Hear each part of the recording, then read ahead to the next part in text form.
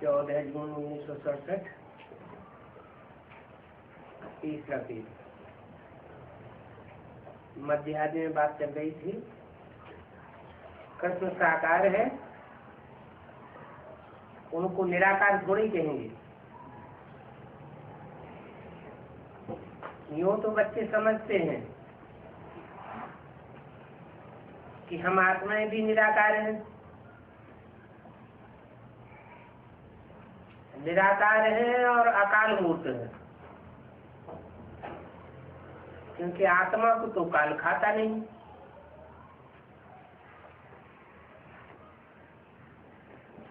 बाप को भी अकाल मूर्त कहते हैं,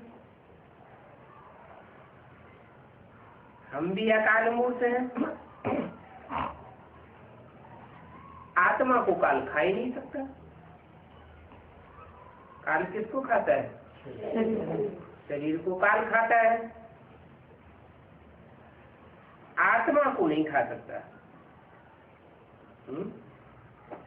माना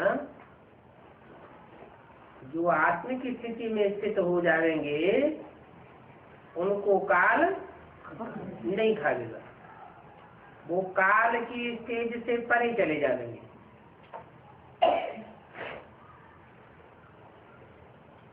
परमधाम में काल होता है क्या?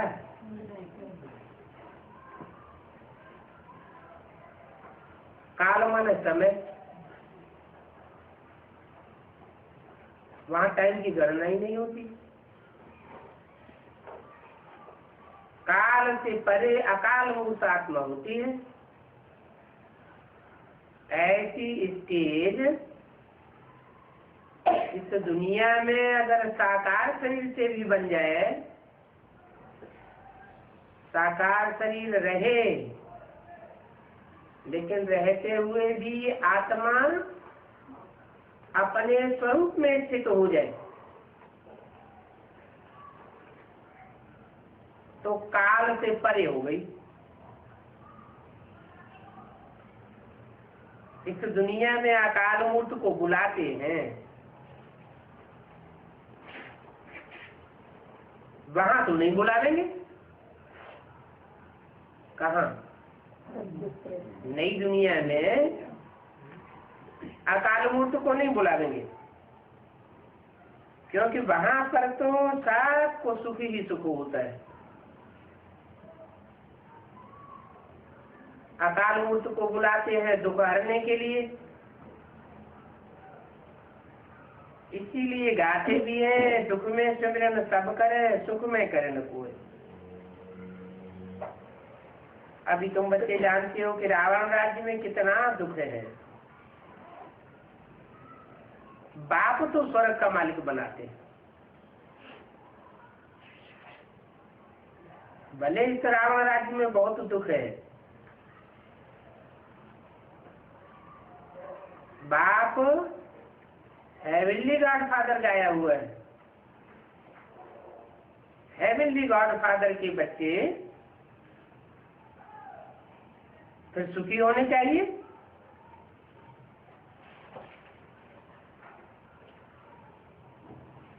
यहाँ दुखी क्यों हो जाते हैं?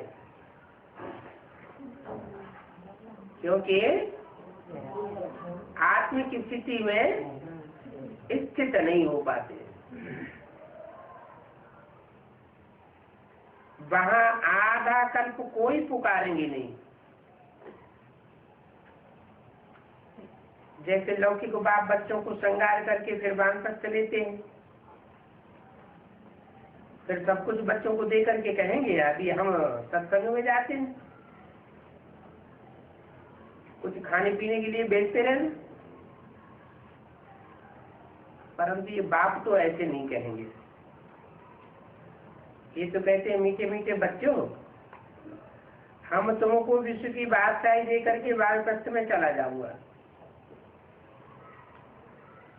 हम थोड़े ही कहेंगे कि खाने के लिए हमको भेजना। लौकिक बच्चों को तो फर्ज है बाप की संभाल करना, तुम तो अलौकिक बच्चे हो।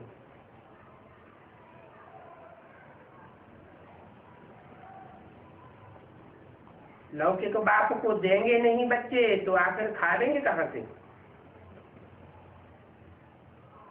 ये बाप तो कहते हैं मैं तो निष्काम सेवाधारी हूँ, और तुम्हारे जो भी बाप हुए हैं 84 जन्म के,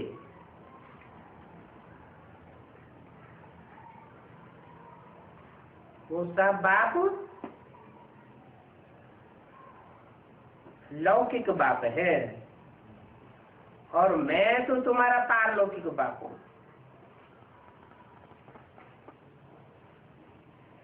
इस दुनिया में तो कोई ऐसा बाप होता नहीं जो अपने बच्चों से कामना न करे।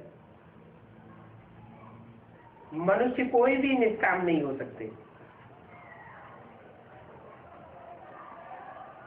निष्काम हो जा रहे हैं तो भूखे मर जा रहे। हम थोड़े ही भूख मरूंगा, हम तो अभोक्ता हूं, भोगने करने की बात ही नहीं। हम तुमको विश्व की बादशाही दे करके फिर जाकर के विश्राम दूंगा। फिर हमारा पाठ बंद हो जाता है, फिर भक्ति मार्ग में शुरू होता है। क्या पाठ शुरू होता है भक्ति मार्ग में? ये अनादि ड्रामा बना हुआ है, जो बाप ही बैठ समझाते हैं। वास्तव में तुम्हारा पाठ सबसे जाती है।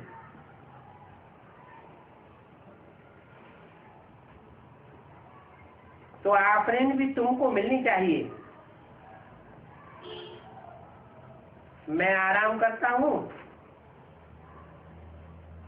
तो तुम ब्रह्मांड के भी और विश्व के भी मालिक बनते हो।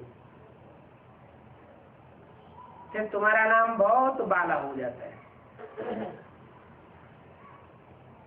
बड़ा नाम हो जाता है। इस ड्रामा के राज को भी तुम जानते हो। मूल वतन, सूक्ष्म वतन, स्थूल वतन, ये ड्रामा कैसे चक्कर लगाता है ये तुमको पता है। तुम ज्ञान के फूल हो, दुनिया में एक भी नहीं है। तो देखो रात दिन का फर्क है, वो रात में है और तुम दिन में जाते हो। आजकल तो देखो वनोत्सव करते रहते हैं, और भगवान तो मनुष्यों को वनोत्सव कर रहे हैं। वो कांटे लगाते रहते हैं हर वर्ष, और भगवान फूलों का बगीचा लगाते हैं। तुम अभी पढ़ रहे हो, तुम बुलाते भी हो कि हे पतित पावन आओ। अभी बाप कहते हैं बुलाने करने की दरकार नहीं है, अभी तो याद करो तो तुम्हारी खाद निकल जाएगी। 63 जन्म बुलाते रहे, पाप भस्म तो हुए नहीं। तो तुम बच्चों को बहुत खुशी होनी चाहिए, तुम जानते हो कि हम फूल बन रहे हैं। अपन को देखना चाहिए कि हम फूल बन रहे हैं तो कितनों का कल्याण करते हैं। कल्याण करते हैं तो फूल बन रहे हैं। ये भी व्यापार है। कोई बिरला व्यापारी हो जो ये व्यापार करे। बाबा को सौदागर कहते हैं, जादूगर कहते हैं। कितना अच्छा सौदा करते हैं। ज्ञान रतन देते हैं और लेते क्या है? कौड़ियां लेते हैं। ज्ञान रत्नों के बदले कोई कौड़ी लेने वाला व्यापारी देखा? इसको जादूगर भी कहते हैं। क्या जादू लगाते हैं? मनुष्य को देवता ही बनाए देते हैं, कमाल करते हैं। मनुष्य को देवता, राव को रंग बना देते हैं। जो इस दुनिया के राजसी ठाट में रहने वाले हैं वो रंग बन जाते हैं, और जो गरीब है उनको प्रिंस बनाए देते हैं। अब बेहद के बाप से तुम सौदा लेने आए हो,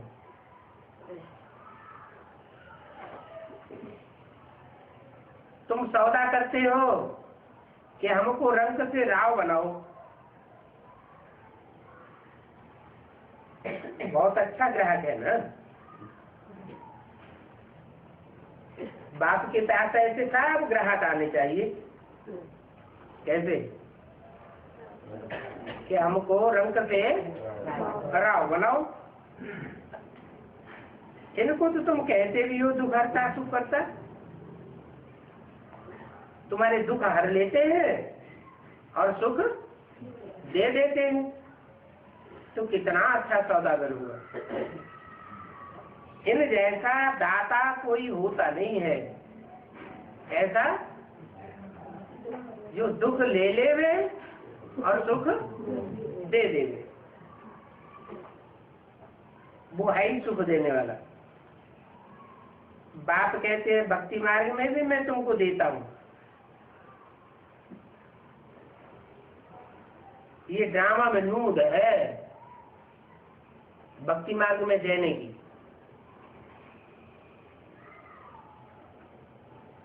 सिर्फ नाम मेरा गाया जाता है।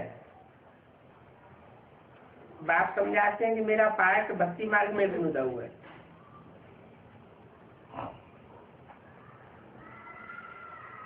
कोई हनुमान की भक्ति करेंगे तो उनको हनुमान का साक्षात्कार हो जाएगा, खुशी कर जाएगी। गणेश के भक्त को उनका साक्षात्कार हो जाता है। तो वो समझते हैं कि परमात्मा ही परमात्मा है। गणेश भी परमात्मा है, हनुमान भी परमात्मा है। फिर समझ लेते हैं परमात्मा सर्वव्यापी। अभी बाप बैठ समझाते हैं कि देखो मैं क्या क्या करता हूँ। आगे चल करके साफ बाप समझते जाएंगे। जैसे पहले समझा था अभी भी समझते जाएंगे। अच्छा, बच्चों को मालिकुम सलाम। ये है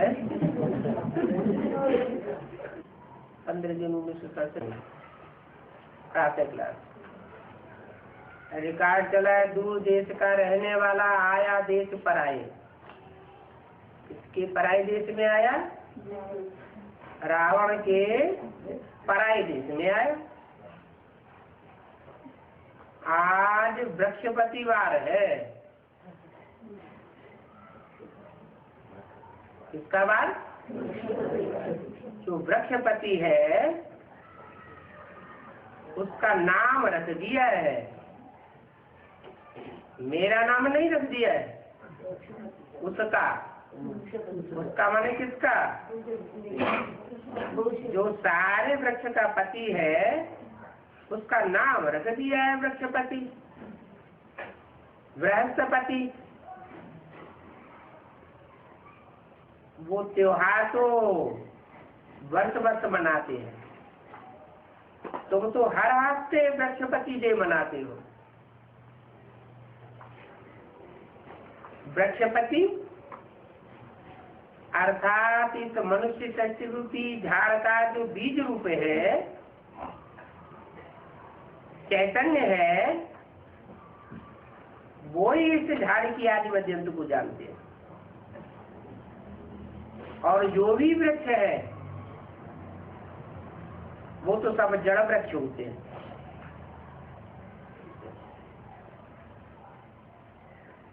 उनके जड़ बीज होते हैं। ये वृक्ष 4 भागों में है। ऐसे तो दुनिया की हर चीज 4 भागों में होती है। ये दुनिया भी 4 भागों में है। ये भी इस समय तुम बच्चे जानते हो, और कभी तो जानते नहीं थे, कोई मनुष्य नहीं जानते। अभी तो पुरानी दुनिया का अंत है, और ये दुनिया कितनी बड़ी है, ये ज्ञान कोई भी मनुष्य मात्र की बुद्धि में नहीं है। ये नई दुनिया के लिए नई शिक्षा है। नई शिक्षा से तुम नई दुनिया में जाते हो, और फिर नई दुनिया का राजा बनने के लिए अथवा आदि सनातन देवी देवता धर्म के बनने के लिए तुम ये शिक्षा लेते हो। तो शिक्षा भी नई है, और नई शिक्षा का रिजल्ट दुनिया भी नई होती है। भाषा तो वही हिंदी है। बाबा ने समझाया, जब दूसरी राजा की स्थापन होती है तो उनकी भाषा अलग हो जाती है।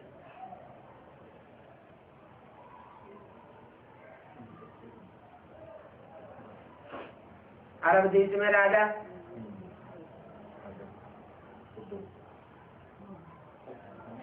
यूरोप में राजा हुए,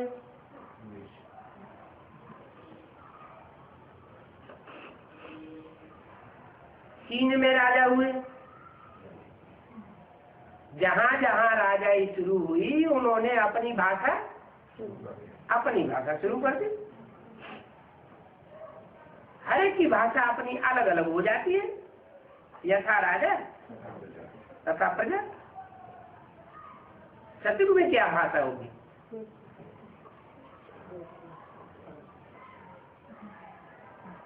तो बच्चे थोड़ा थोड़ा जानते हैं क्या भाषा होगी।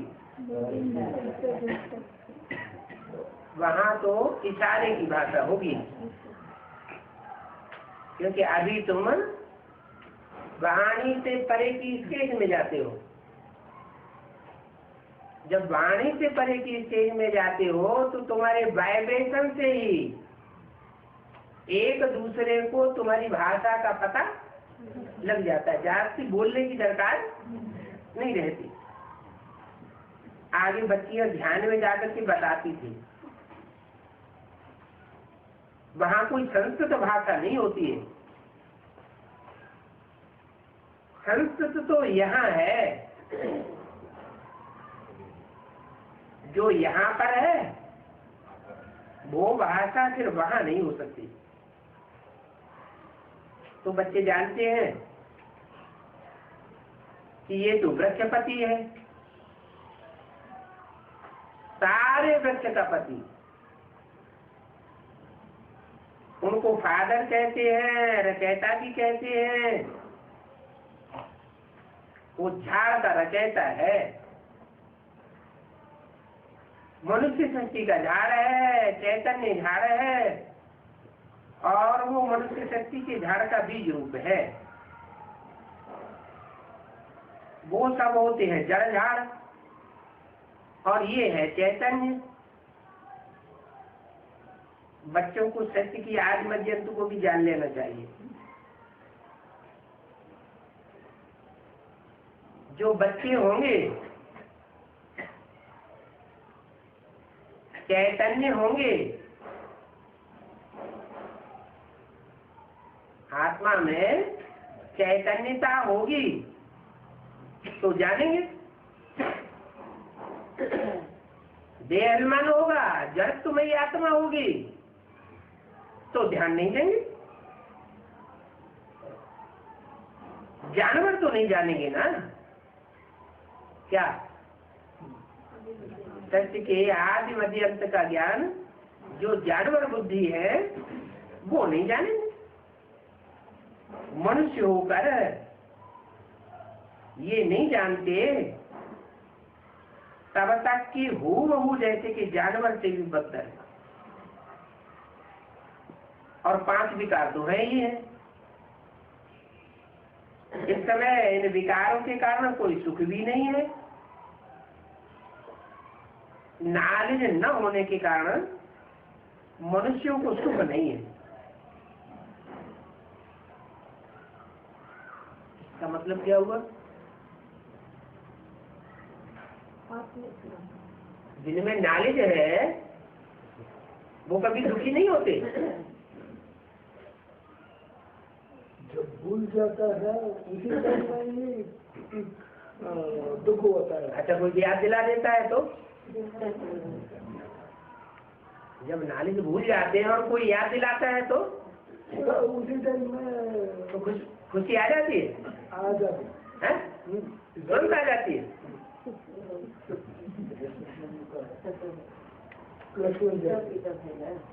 जब मूर्छित वो हो जाता है। जब नॉलेज तो है, लेकिन नॉलेज रग रग में समाई हुई नहीं है। नॉलेज को अंदर तक धारण नहीं किया है। नॉलेज के बिना मनुष्य सुखी नहीं हो सकते।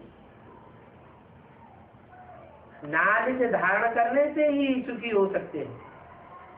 इसलिए शास्त्रों में कहा हुआ है, करते ज्ञानान न मुक्ति, बिना ज्ञान के दुखों से मुक्ति नहीं हो सकती। माने जिनमें असली ज्ञान है वो यहाँ इसी सृष्टि में सुखी हो सकते हैं। सतयुग में तो सुख होगा ही, लेकिन यहाँ भी ज्ञान की जिनमें पराकाष्ठा होगी वो अपने को सुखी देख सकते हैं और दूसरों को भी सुख दे सकते हैं। ये बेहद की नॉलेज है और उससे बेहद का सुख होता है। बेहद का सुख माना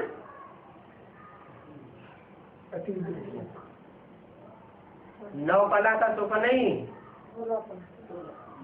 10 कला का, 14 कला का, पौने 14 कला का, पौने 16 कला का सुख नहीं,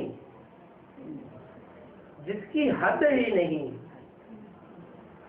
उस सुख को कलाओं में बांधा ही नहीं जा सकता।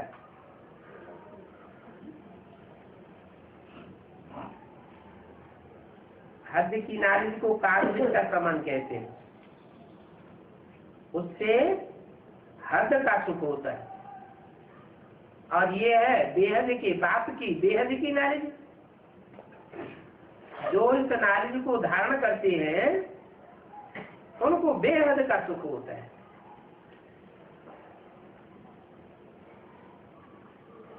हद की नॉलेज को काग का समान सुख कहा जाता है। तुम जानते हो हम बेहद के सुख के लिए अभी पुरुषार्थ कर रहे हैं। पहले भी पुरुषार्थ किया था। ये फिर से अक्षर सिर्फ तुम जानते हो और तुम ही सुनते हो। क्या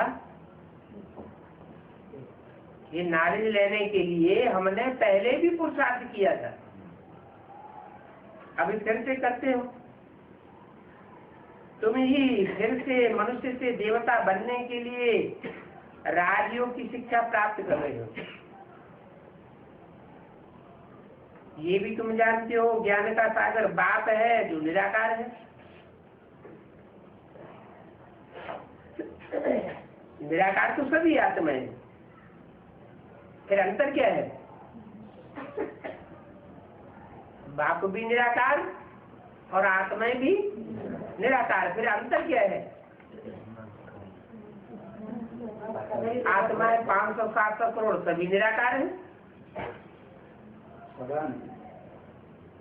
फिर 500-700 करोड़ जो भी आत्माएं हैं वो निराकारी स्टेज में टिकती है क्या? नहीं टिकती। कितनी आत्माएं पुरुषार्थ करने के बाद निराकारी स्टेज में टिकती है? 4.5 लाख आत्माएं हैं जो निराकारी स्टेज में टिकती है। उनमें प्रवेश करने वाली 4.5 लाख आत्माएं हैं जो संग के रंग से निराकारी आत्मा बनती है। बाकी सब तो निराकार नहीं है। ये 9 लाख आत्माएं तो निराकारी स्टेज में टिकने वाली है, संपूर्ण आत्मा बनती है, 16 कला संपूर्ण। बाकी परमात्मा, बाप और आत्माओं में क्या फर्क हुआ?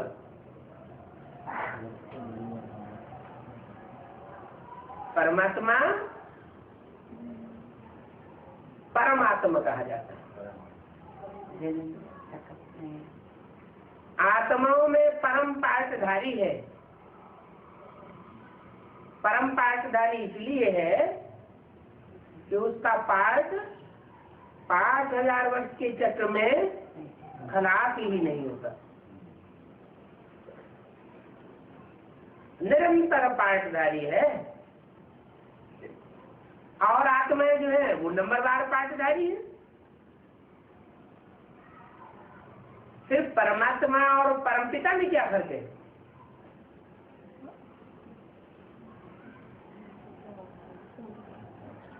परमात्मा तो परम पाठधारी आत्मा है और परमपिता परमपिता इस सृष्टि पर सिर्फ संगम युग में आकर के पाठ बजाता है। हीरो पाठधारी बनाता है लेकिन हीरो बनता नहीं। अगर कहा जाए हीरो बनता है तो कभी जीरो भी रहा होगा, न वो जीरो बनता है न वो हीरो बनता है। तो ये अंतर है परमपिता सेवक और परमात्मा में। परमात्मा और जो भी अन्य आत्माएं हैं आत्म की स्थिति में स्थित होने वाली, जो ये नाड़ी धारण करती है, सब तो धारण नहीं करती। जो भी आत्माएं हैं सब इस नाड़ी को धारण करती है क्या? सब तो धारण नहीं करती, क्योंकि उनमें देहवान है। वो देहवान खत्म होता ही नहीं। कोई बीज होता है तो जैसा बीज होगा वैसा झाड़ बनेगा। बीज कड़ुआ होगा तो झाड़ भी कड़ुआ होगा। अभी तुम निराकार बाप से शिक्षा प्राप्त करते हो क्या? साकार बाप से शिक्षा नहीं धारण करते हो। निराकार ऐसे तो सभी आत्माएं और सबको अपना अपना आत्माओं को शरीर है। इनका अलौकिक जन्म कहा जाता है और कोई मनुष्य ऐसे जन्म नहीं ले सकते हैं। कैसे? प्रवेश करने के बावजूद भी सदैव निराकारी स्टेज में रहे। ऐसे और कोई मनुष्य आत्मा जन्म लेकर के पार्ट नहीं बजा सकती। इब्राहिम बुद्ध कैसे आते हैं, वो भी प्रवेश करते हैं। निराकार आत्माएं आती हैं तो क्या होता है? वो सब संग के रंग में आ जाते हैं। मैं ही एक ऐसा हूँ जो आता भी हूँ, पार्टी भी बजाता हूँ, लेकिन संग के रंग में नहीं आता हूँ। तो और कोई जन्म भी ऐसा नहीं ले सकते। मेरा जन्म अलौकिक है, दिव्य जन्म है। जैसे वो जन्म लेते हैं ऐसा जन्म कोई का नहीं हो सकता। भूत प्रेत प्रवेश करते हैं, जिसमें प्रवेश करते हैं उनका चेहरा मोहरा ही बदल जाता है, बातचीत भाषा बदल जाती है। और मैं प्रवेश करता हूँ तो पता भी नहीं लगता, न भाषा बदलती है न चेहरा मोहरा बदलता है। किसी को मालूम भी नहीं पड़ता कब आया और कब चला गया। और इनकी भी वानप्रस्थ अवस्था में प्रवेश करता हूँ। इनकी माने बहुवचन। रामकृष्ण की जब वानप्रस्थ अवस्था होती है, 7 से ऊपर की अवस्था होती है तब प्रवेश करता हूँ, पहले प्रवेश नहीं करता। क्यों है? अच्छा, शंकर में जब पार्ट बजाता है तो 60 साल का होता है क्या? अनुभवी रहता है इसलिए सर। तो ऐसे तो बहुत से अनुभवी रहते होंगे। हाँ, यहाँ आत्मा की बात है। यज्ञ के याद में उस आत्मा ने अनुभव ब्राह्मणत्व का लिया है, और वो अनुभव जो ब्राह्मणत्व का लिया है वो अगले जन्म में ऐड होने के कारण 10 गुना बढ़ जाता है। जो अनुभव 100 साल में होता है वो अनुभव 10 साल में हो जाता है। तो मैं इनकी वानप्रस्थ अवस्था में प्रवेश करता हूँ, माना अलौकिक ब्राह्मण जन्म है, और अलौकिक ब्राह्मण जन्म में जब 6 साल बराबर 60 वर्ष पूरे होते हैं तो मैं इनमें प्रवेश करता हूँ। बच्चों को सन्मुख बैठ करके समझाता हूँ। क्या ऐसे नहीं दीदी दादी दादाओं के थ्रू समझाता हूँ, इनमें प्रवेश करता हूँ तो बच्चों को सन्मुख बैठ करके समझाता हूँ। और कोई बच्चे कह ही नहीं सकता, कोई भी धर्म वाला हो,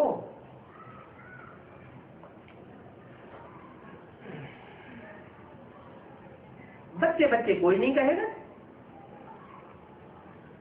तुम जानते हो ये शिव बाबा है, तो जरूर शिव बाबा तो बच्चे ही कहेंगे। बाकी कोई भी मनुष्य को ईश्वर नहीं कह सकते हैं। ये तो गांधी जी को भी बापू कहते थे, म्यूनिसिपैलिटी के मेयर को भी बापू कह देते हैं, परंतु वो फादर सिर्फ सब देहधारी है। तुम जानते हो हमारी आत्माओं का बाप हमको पढ़ाते हैं। बाप बार बार कहते हैं कि बाप से पढ़ाई पढ़ते हो तो अपन को आत्मा समझ करके पढ़ो। देवभान में आकर के ये पढ़ाई पढ़ने से पल्ले पड़ने वाली नहीं है। तुम भी जानते हो हमारी आत्माओं का बाप हमको पढ़ाते हैं। हमको शरीरधारी बाप पढ़ाने वाला नहीं है। तो बाप बार बार कहते हैं अपन को आत्मा समझो। वो बाप आकर के पढ़ाते भी हैं। ये ईश्वरीय कुटुंब है, और इस बाप के कितने सारे बच्चे हैं। तुम भी कहते हो बाबा हम तो आपके हैं। जब बाप के हैं तो बच्चे हो गए ना। तुम्हारे दिल से आवाज निकलती है बाबा अब हम दुनिया वालों के नहीं हैं, हम आपके हैं, तो बच्चे हो गए ना। कहते बाबा हम तो एक रोज का बच्चा हूं, हम तो इतना कुछ नहीं जानता, 1 मास का बच्चा हूं। हाँ क्यों नहीं, बच्चा तो पहले छोटा ही होगा ना। छोटा बच्चा होगा तो जानकारी भी थोड़ी होगी।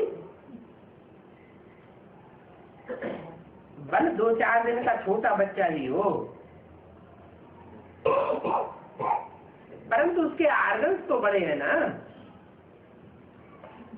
इसलिए सब बच्चों को पढ़ाई चाहिए, चाहे छोटा बच्चा हो और चाहे बड़ा बच्चा हो। जो भी आते हैं सब आने वाले बच्चों को बाप पढ़ाते हैं। तुम भी पढ़ते हो, माने आने वाले नए नए भी पढ़ते हैं और तुम भी पढ़ते हो। तुम किससे का? जो नए नए आने वाले हैं वो सामने नहीं है। इसमें आप लोग को भी हाँ, बोला तुम भी पढ़ते हो, जो भी आने वाले हैं सब पढ़ते हैं। बाप के बच्चे बने, जब तक बाप के बच्चे बने नहीं हैं तब तक बाप समझाते नहीं। बाप के बच्चे बने तब फिर बाप बैठ समझाते हैं कि तुमने कैसे कैसे 84 जन्म लिए। 84 का चक्र तुम्हारी बुद्धि में बैठता है, समझाने से बैठता है या सुनाने से बैठता है? समझाने से बैठता है। बाप कहते हैं मैं भी बहुत जन्मों के अंत के भी अंत के जन्म में इनमें प्रवेश करता हूँ। क्या इसका क्या मतलब है? बहुत जन्मों का अंत क्या होता है? नहीं, 36 की बात नहीं। बहुत जन्मों का अंत कौन सा होता है? 84वां जन्म। बहुत जन्मों का अंत का जन्म हुआ। बहुत जन्मों का अंत, तो बहुत जन्म कितने हैं? 84। तो 84वें जन्म के अंत में प्रवेश करता हूँ। तो जो 84वां जन्म है उसके भी अंत में वो क्या हुआ? 36वें 84वां जन्म। 84वां जन्म पूरा नहीं हो पाया और 100 साल पूरे हुए नहीं ब्रह्मा के। जिसमें प्रवेश करते हैं उसका नाम क्या रखते हैं? ब्रह्मा। जब ब्रह्मा नाम रखते हैं तो ब्रह्मा की आयु कितनी होनी चाहिए? 100 साल। तो वो तो पूरी हुई नहीं, पहले ही कहीं छोड़ दिया। तो वो 100 साल पूरी करने के लिए फिर दूसरा जन्म लेते। बोला बहुत जन्मों के अंत के भी अंत में 36 में 84वां जन्म, 40 साल और ऐड किए तो अंत का भी अंतिम जन्म हुआ। तब प्रवेश करता हूँ। जब प्रवेश करता हूँ तो फिर पढ़ाई पढ़ाता हूँ, माना इससे पहले पढ़ाई नहीं पढ़ाई। यज्ञ के आज में पढ़ाई नहीं पढ़ी थी क्या? उस समय समझाया नहीं, उस समय क्या किया? सिर्फ सुनाया। बच्चे जानते हैं कि यहाँ बड़े से बड़े टीचर के पास आए हैं क्या? छोटा टीचर होता है माँ, और जब ऊंची कक्षा में जाते हैं तो बड़ा टीचर पढ़ाता है, उसको कहते हैं एडवांस नॉलेज। तो बाप कहते हैं बहुत जन्मों के अंत के भी अंत में आकर के मैं पढ़ाता हूँ और बड़े से बड़े टीचर के पास तुमको आना पड़ता है, जिससे फिर ये टीचर्स निकलते हैं। इन टीचर्स को फिर पंडे कहा जाता है। वो भी सबको पढ़ाते रहते हैं।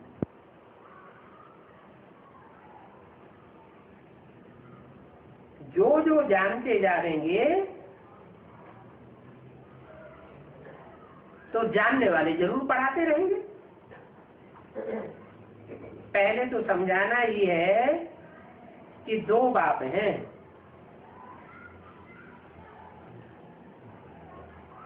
एक लौकिक और दूसरा पारलौकिक है। दो बाप, एक लौकिक और दूसरा पारलौकिक। लौकिक कौन और पारलौकिक कौन? बड़ा तो जरूर पारलौकिक बाप हो गया, जिनको भगवान कहा जाता है। तुम जानते हो अभी हमको पारलौकिक बाप मिला है और किसी को पता भी नहीं है कि तुमको पारलौकिक बाप मिला है।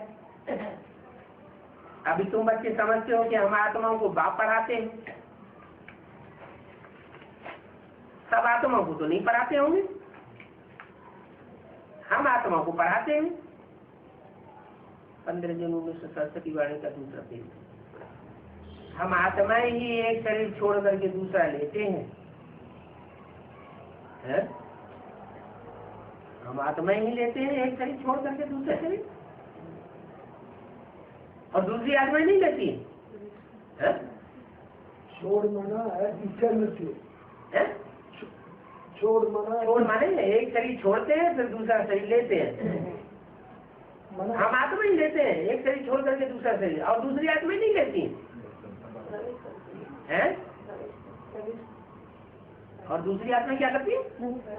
वो प्रवेश करते हैं, और हम एक शरीर छोड़ करके दूसरा लेते हैं, हम प्रवेश नहीं करते हैं। हमको पता पड़ता है हम दूसरा शरीर ले रहे हैं। अच्छा, वो अपना शरीर छोड़ते हैं पुराना शरीर, तो दूसरा शरीर जब लेते हैं तो उनको पता नहीं पड़ता हमने पुराना शरीर छोड़ दिया और नए शरीर में प्रवेश कर रहे हैं या गर्भ में प्रवेश कर रहे हैं।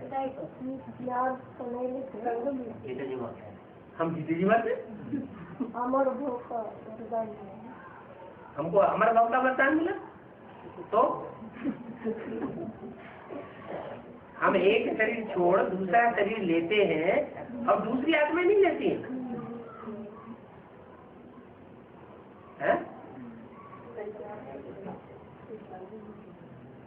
सभी आत्मा एक शरीर छोड़ दूसरा शरीर लेती, 84 जन्म नहीं लेते हैं।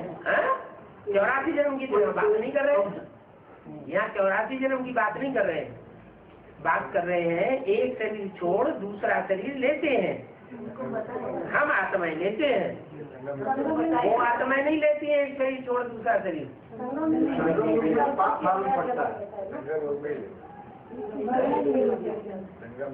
संगम में हम एक शरीर छोड़ दूसरा शरीर लेते हैं।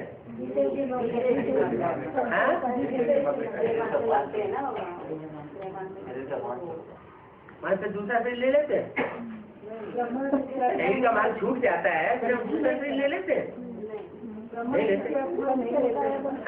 ब्रह्मा जी से अपना एक शरीर तो नहीं लेते हैं, लेकिन जो 3.5 साल का है वो 2 जन्म लेना पड़ेगा ना, 2-3 जन्म लेना पड़े। हम आत्माएं एक शरीर छोड़ दूसरा शरीर लेते हैं और नहीं लेते हैं, हम आत्माएं लेते हैं। पुराना शरीर तो बदली कंचन का आया तो नया शरीर ही भी लगा दिया। हम आत्माएं ही ओनली, हम आत्माएं ही एक शरीर छोड़ करके दूसरा लेते हैं।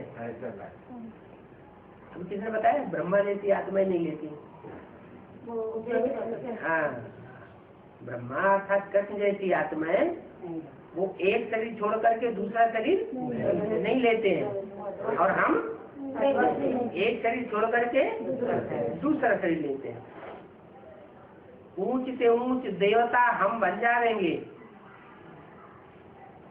क्या ऊंच से ऊंच देवता कौन है? ऊंच से ऊंच देवता है 33 करोड़ देवता है। 33 करोड़ देवताओं में सबसे ऊंच ब्रह्मा शंकर। तो ऊंच से ऊंच देवता बन जाएंगे। ऊंच से ऊंच पढ़ाने वाले की ऊंच से ऊंच शिक्षा है। क्या बनाता है?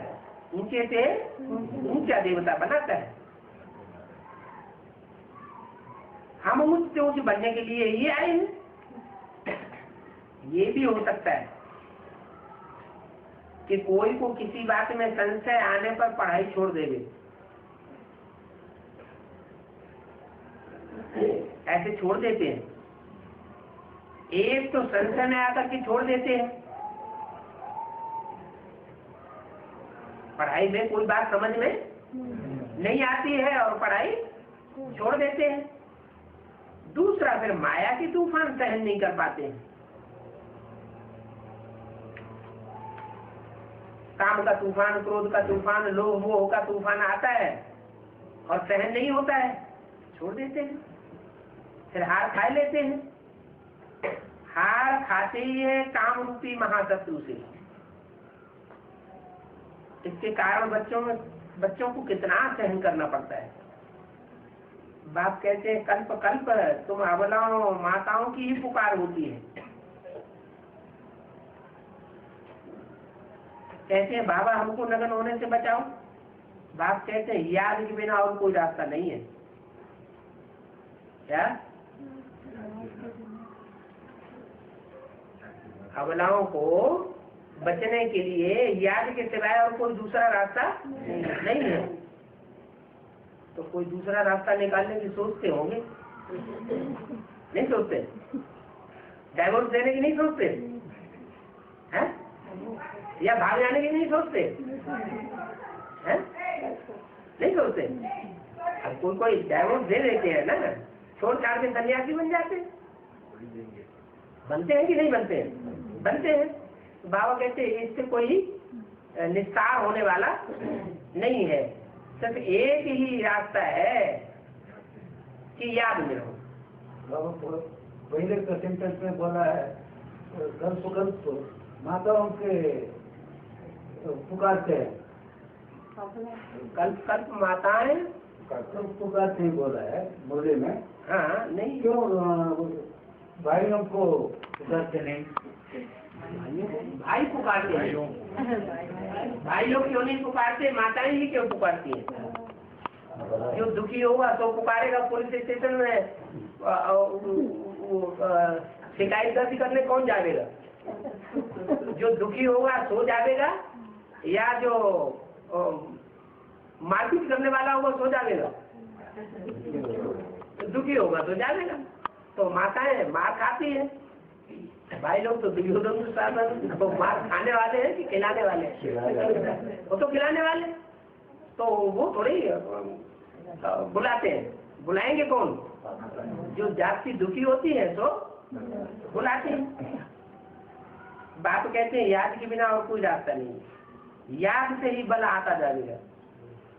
याद में रहेंगे तो विकारों से मुकाबला करने की ताकत आती जाएगी। माया बलवान की ताकत से कम हो जाएगी। जो माया है वो माया रूपी रूप दिखाती है और अबलाओं को अबला बना देती है। कहती है बाबा हम तो आपके हैं। आपके हैं तो सबला शिव शक्ति। फिर माया परीक्षा लेती है तो मन विचलित हो जाता है। तो जब मन विचलित हो गया तो सबला या अबला? अगर मन विचलित हो गया तो अबला बन गई। बाप कहते हैं इसके लिए सिर्फ मेरे को याद करते रहो, और कोई रास्ता ढूंढने की दरकार नहीं है। ऐसे करते रहेंगे तो माया बलवान की ताकत कम होती रहेगी। फिर आखिर में तुम छूट जाएंगे। ऐसे भी बहुत बंधन होते हैं।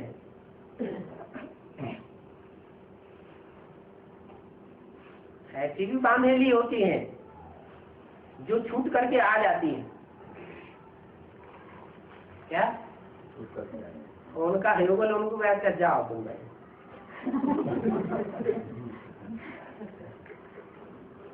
परमिशन मिल जाती है।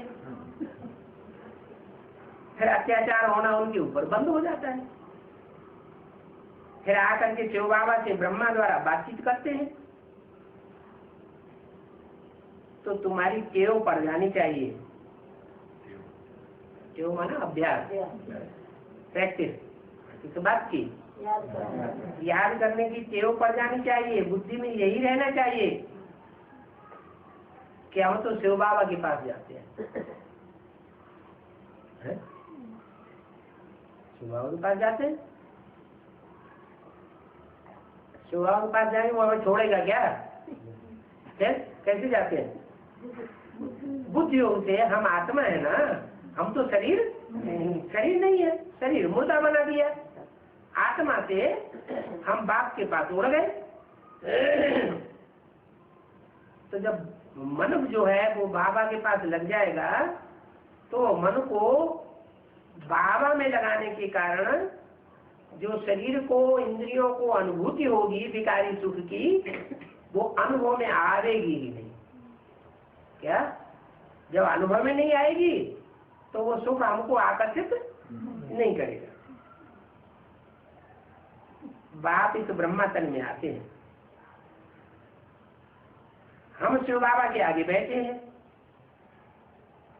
याद से ही विकर्म विनाश होंगे ये भी जानते हैं। अपन को आत्मा समझ बाप को याद करना है, यही शिक्षा मिलती है। बाप से मिलने जाओ तो पक्का पक्का अपने को आत्मा समझो। क्या? ब्रह्मा के पास जाते थे तो बाबा पूछते थे किससे मिलने आए हो, किसकी गोद में आए हो? तो जो कहते थे हम शिव बाबा की गोद में आए तो बाबा खुश होते थे। तो कहीं निकल गया ब्रह्मा बाबा हम आपसे ही मिलने आए हैं। तो फिर आत्माभिमानी भव, ये ज्ञान तुमको अभी मिलता है और यही मेहनत है। क्या? बार बार देवान आता है, बार बार हम देवान को हटाएं और आत्माभिमानी बने। वो तो भक्ति मार्ग में तो कितने वेद शास्त्र पढ़ते हैं, फिर भी आत्मा का ज्ञान किसी को होता ही नहीं। ये तो एक ही मेहनत है, सिर्फ अपन को आत्मा समझ बाप को याद करो। और ये बहुत सहज से सहज है। क्या? अगर श्रीमती के अनुकूल चलते रहे तो सहज से सहज है, और मनमत मलाई अथवा परमत पर चले तो कठिन से कठिन भी, बहुत डिफिकल्ट से डिफिकल्ट है। पाप को याद करना इससे सहज कोई बात है और होती नहीं। बच्चा बना और यह प्राप्ति हुई, मुख से बाबा बाबा निकलेगा ही। बच्ची के मुख से क्या निकलेगा? ओले बाबा है। बच्चे के मुख से निकलेगा बाबा बाबा, बच्ची के मुख से निकलेगा माँ माँ माँ।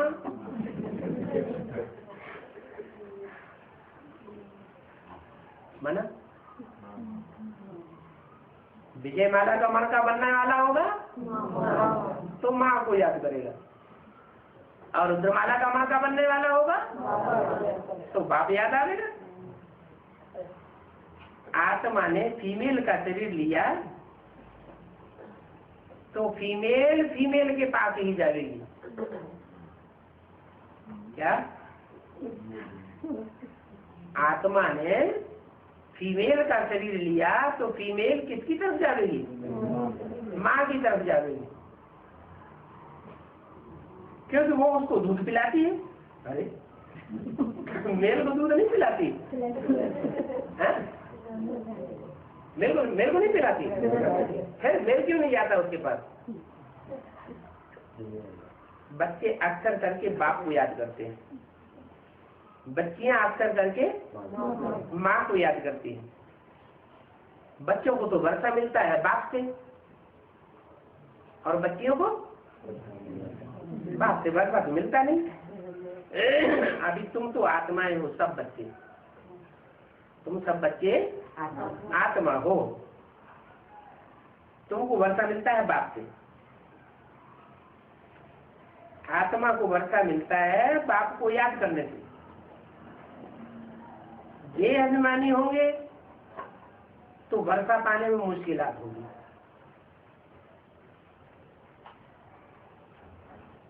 वर्षा कौन सा है? है? काहे से मुक्ति? दुख काहे से आता है? देवान से आता है, माने देवान से मुक्ति। वर्षा मिलता है देवान से मुक्ति का, आत्मा को वर्षा मिलता है। देह अभिमानी है तो वर्षा मिलता नहीं। जो वर्षा मिलता है मुक्ति का, तो जो मुक्त हो जाता है वो अधिकारी बन जाता है। जो मुक्त नहीं होता पूरा, तो कुछ न कुछ आधीन रहता है। आत्मा को वर्षा मिलता है। देह अभिमानी होंगे तो वर्षा पाने में मुश्किलात होगी। बाप कहते हैं मैं बच्चों को ही जानता हूँ, उनको विश्व की भाषा ही देता हूँ, बाप पढ़ाते हैं। ये बातें बाप के बिना कोई समझा ही नहीं सकता। उनके साथ ही भक्ति मार्ग में भी तुम्हारा याद किया था।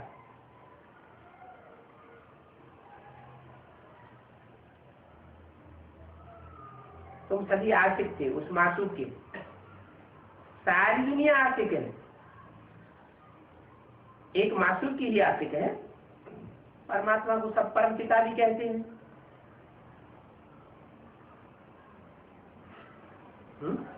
परमात्मा को क्यों कहते हैं? क्योंकि जो परमात्मा पाठधारी है उसी में परम पिता शिव प्रवेश करते हैं। बाप को मासूम को नहीं कहा जाता है। तुम समझते हो कि तुम भक्ति मार्ग में आशिक थे,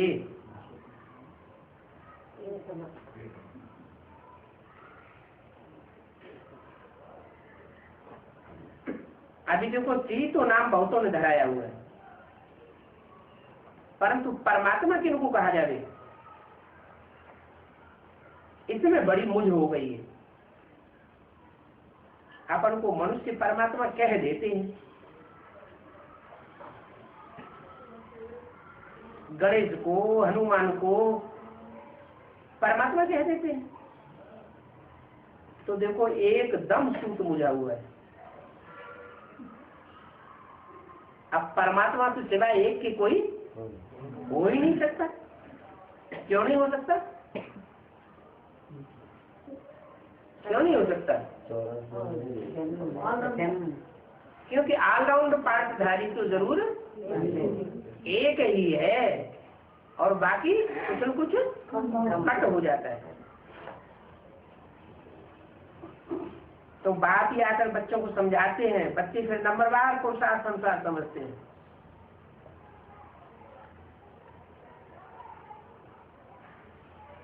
और समझाने के लायक भी बनते हैं नंबरवार। राजधानी स्थापन हो रही है, हूबहू कल्प पहले मिसल राजधानी स्थापन हो रही है। तुम यहाँ पढ़ते हो, फिर प्रारब्ध तुम नई दुनिया में पावेंगे।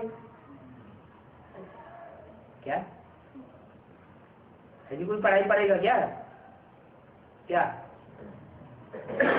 कि पढ़ाई यहाँ पढ़े और कहे अगली दुनिया में जाकर प्रारब्ध मिल जाएगी तुमको? फिर यहाँ तो बोला है नई दुनिया में प्रारब्ध पाएंगे। तुम इस दुनिया के लिए थोड़ी पढ़ाई पढ़ते हो। इस दुनिया में तो तुम्हें जो प्राप्ति होनी है वो पूर्व जन्मों के अथवा ऐसे जन्म के कर्मों के आधार पर प्राप्ति होनी है। इस जन्म की प्राप्ति मेरे से पाने की इच्छा करना ये ठीक नहीं है। अगर इस जन्म की प्राप्ति करने के लिए इच्छा करेंगे तो रथ लगा हुआ है साथ ही, फिर स्वार्थी हो जाएंगे। बाप परमार्थी और बच्चा स्वार्थी, तो वर्षा कैसे मिलेगा? परमार्थी बाप से परमार्थ का वर्षा मिलता है। तो तुम प्रारब्ध नई दुनिया में भोगेंगे। इस दुनिया के लिए कोई भी इच्छा नहीं करनी। बहुत कहते बाबा हमारा ये काम हो जाए तो हम अच्छा पुरुषार्थ करेंगे। ऐसा हो जाए वैसा हो जाए तो हम अच्छा पुरुषार्थ करेंगे। बाप कहते हैं यहाँ के लिए प्राप्ति कराने में आया नहीं। यहाँ की जो अल्पकाल की प्राप्तियां हैं वो तुम्हारी कौन पूरी करेगा? हैं? रावण, माया रावण तुम्हारी किस जन्म की प्राप्तियां पूरी करता है, और मैं तुम्हारी आत्मा की 21 जन्मों की प्राप्ति कराने के लिए आया हूँ। आत्मा बनो तो प्राप्ति का अनुभव करो। अच्छा, ओम शांति।